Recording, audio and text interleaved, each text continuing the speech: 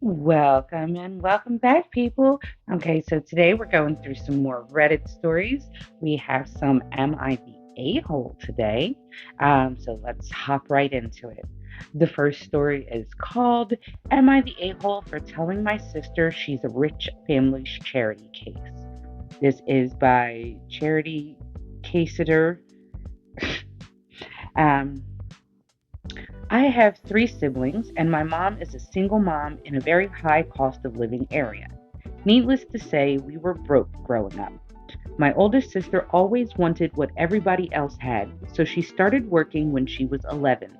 When she was 15, she got a babysitting job for an extremely rich family. The family always treated her really well. When they upgraded their phones or computers, they offered her their old ones for free. They had her travel with them. She was technically working, but she did get to see 12 countries in 3 years and flew first class every time. And they even gave her interest free loans when she got a car and when she went to college. She graduated college 5 years ago, and one of the parents was able to get her a job at her work's child care center. She moved up the ladder very fast, thanks to their support, and is now managing 5 locations. I get that she did have to work, but she also got a lot of this because of who she knows. She acts like she did all of this on her own, though, and she won't help out family because if she managed to get where she is, we could do it too. Our mom is behind on rent, and she asked my sister to help her out. My sister is about to buy a second house, and my sister refused because she doesn't think my mom has done anything to help herself. I was sick of her acting like she's better than us just because she had better opportunities, so I told her the reason she's well off now is because she was a rich person's charity case and they made sure she got good jobs and stuff. Now she's mad at me for being rude and she's refusing to help us out or talk to us. Am I the a hole? Um, my comments? Yes. Yes, you're the a hole. So she absolutely did luck out, get a good job with that family, but she still had to put in the work. That's just like, okay, if you go to a recruiter, the recruiter got you the job, but you still have to work to keep it. My goodness, I swear there's probably some other stuff going on in the background here that they're not telling us about or that we don't know about because something doesn't seem right. Their attitude seems very, very bitter. Um, so we're going to go to the comments. The first comment from Dingbats Are Cute. You're the a hole. What has your mother done to help herself? Don't get petty and jealous at your sister's success. It looks like she's worked very hard to get where she is. And the next comment, I have to say his name very carefully. It's Steve Jobs Pen 15. I tell people part of doing well financially in life is hard work and a lot of luck. I didn't get handed anything, but had incredible luck to be at the right place at the right time professionally, and taking the opportunities available and working my butt off. The sister sounds like she figured out how to operate well in business and took the opportunities she saw. Starting work at 11 to buy stuff because you wanted it shows incredible drive. Now, complaining about it wouldn't achieve anything. She knew she had to get it for herself and did so. No one is entitled to her money, and she is able to do what she wants with the money she earned. I totally agree with this comment. Like I said, she had to, do the work herself. And then to start working at 11, at 11, I'm going to be honest. My child is 16 now, and he's just like, just looking into, getting his first job because he's going to be driving soon. And it's his responsibility to pay for gas, and it's going to be his responsibility to pay for the insurance. But just at 11, like I started under the table work at 13 and that was just because like I needed some extra cash and my family was not well off. Um but the drive that she had to do this, my goodness. And the last comment that I saved, it's from Joe Mama So. Totally. I'm curious why she doesn't want to help her family, though. I'm not at all saying they're entitled to her money, but most people from healthy environments wouldn't be so against helping out in such a scenario. I wonder if the sister was parentified and wanted out ASAP.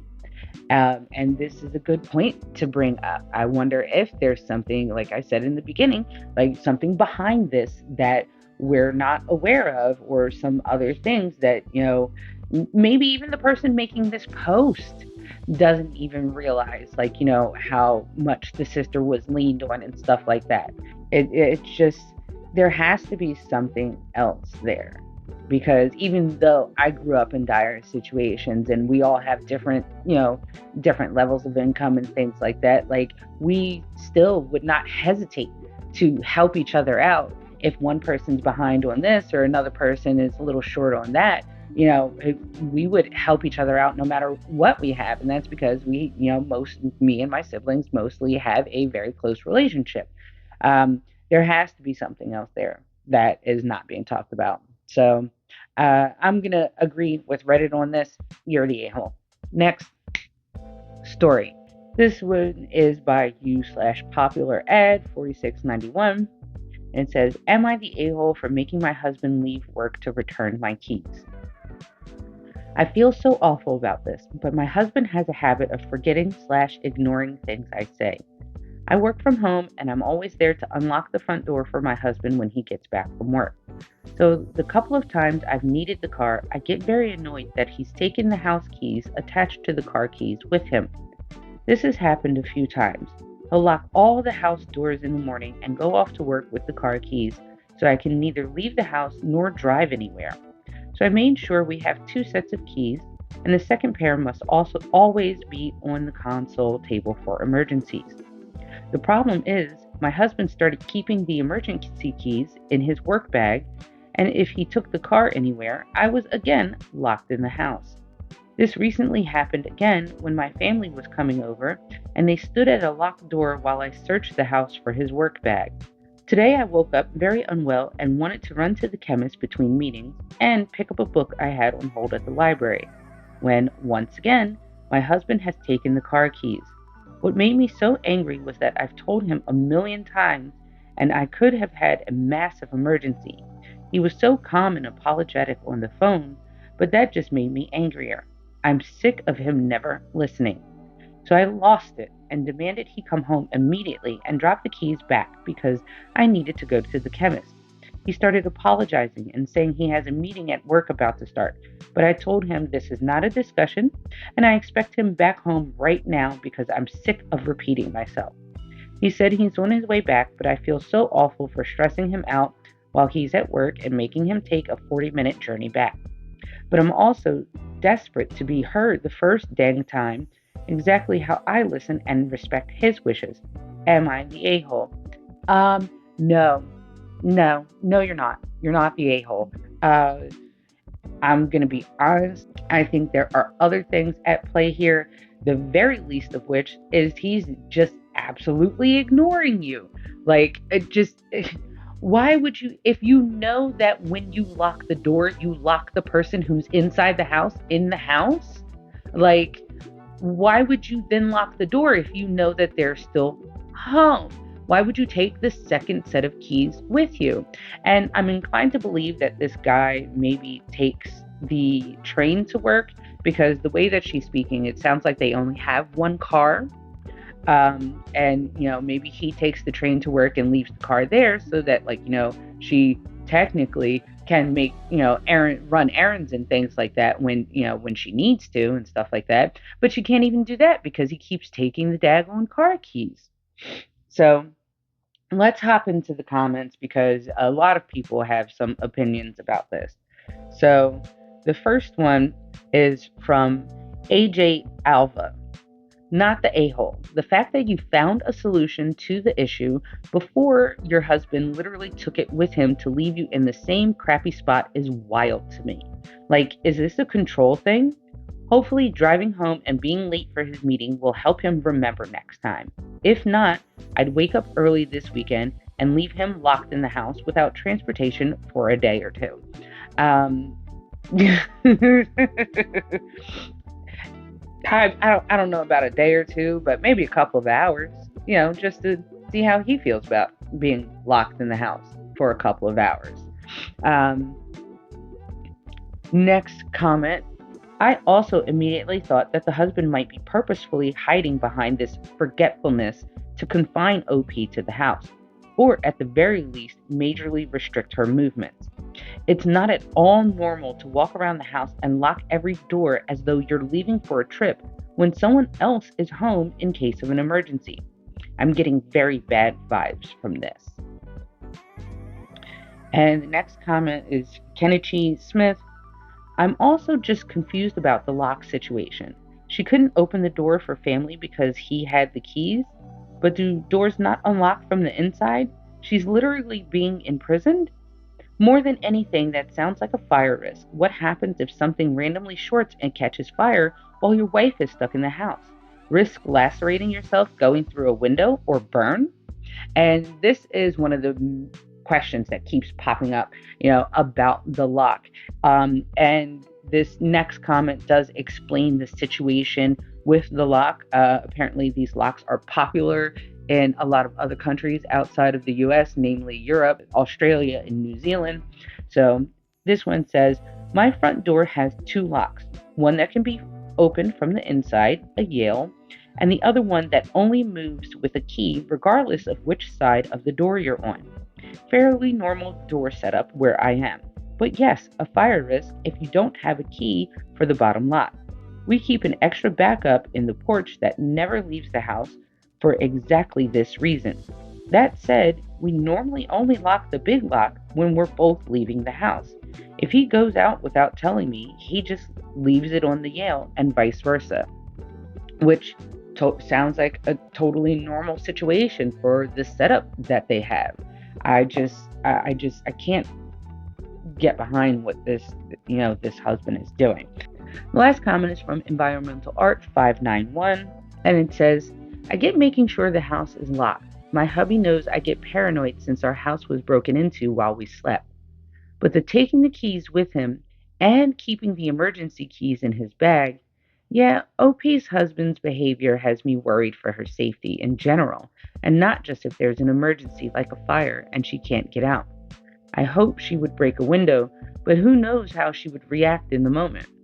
OP, I think you did the right thing here and keep making him leave work every time he takes both sets of keys, because he either doesn't care about inconveniencing you, or worse, he is trying to control you and you need your keys in both situations.